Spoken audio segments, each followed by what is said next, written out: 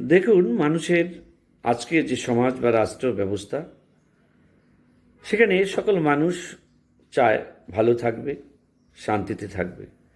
কিন্তু বাস্তবতা বা প্রেক্ষাপট ভিন্ন হয়ে দাঁড়ায়, যার ফলে নানা ইস্যু নিয়ে আমরা কিন্তু অশান্তিতে ভুগি। এটি একেবারেই চিরসত্য কথা, সারা বিশ্বেই তাই, কম আর বেশি।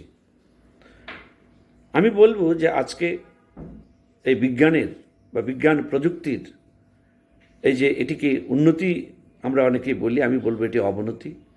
আপনার সাথে আমার বিজয় যুদ্ধে ছিনিয়ে আনবার জন্যে আপনার লক্ষ লক্ষ মানুষ মেরে ফেলব আমার বিজ্ঞানকে ইউজ করে।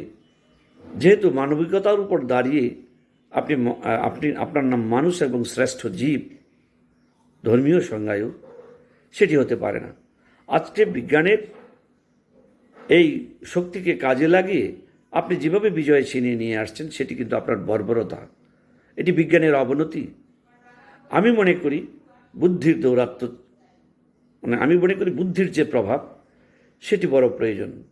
আপনি এমন একজন গবেষিত মানুষ হন, এমন পণ্ডিত ব্যক্তি, প্রত্যেক ধর্মে, প্রত্যেক সম্প্রদায়ে, প্রত্যেক দেশে জন্মগ্রহণ করুক, যেই ব্যক্তি বুদ্ধি আমার চেয়ে আপনার চেয়ে অনেক সূক্ষ্ম হবে, যার বুদ্ধিগত কারণেই তার কাছে আমি হেরে যাব, আমি পরাজিত হব। আজকে সে মানুষ সৃষ্টি করার প্রয়োজন।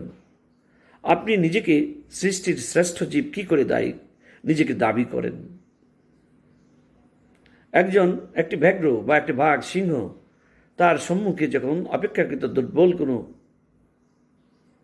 জীব বা প্রাণী চলে যায়, সে তার শক্তিমত্তায় তাকে আক্রমণ করে তার মাংস ছিঁড়ে ছিঁড়ে খায়। তাহলে সেই সিংহের সেখানে কোনো মানবতার প্রশ্নটি কিন্তু আসে না, সেখানে জাস্ট তার শক্তি সেখানে কাজে লেগেছে। আমরা কি পশু? আমরা কি সিংহ?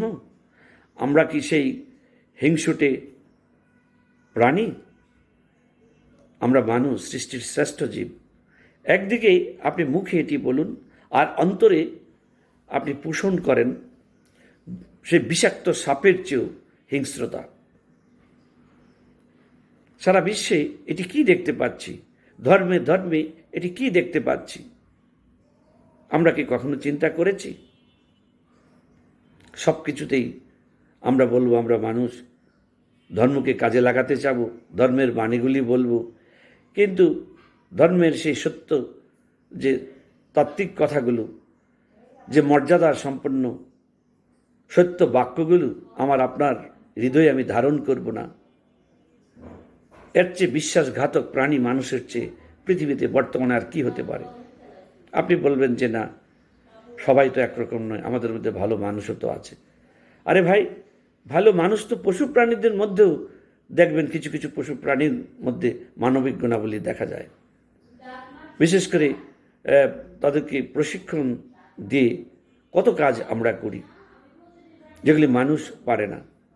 কুকুরকে নিয়ন্ত্রণে এনে তার ঘ্রাণ শক্তি দিয়ে কত বিস্ফোরণযোগ্য বিভিন্ন মারণাস্ত্র আমরা উদ্ধার করি।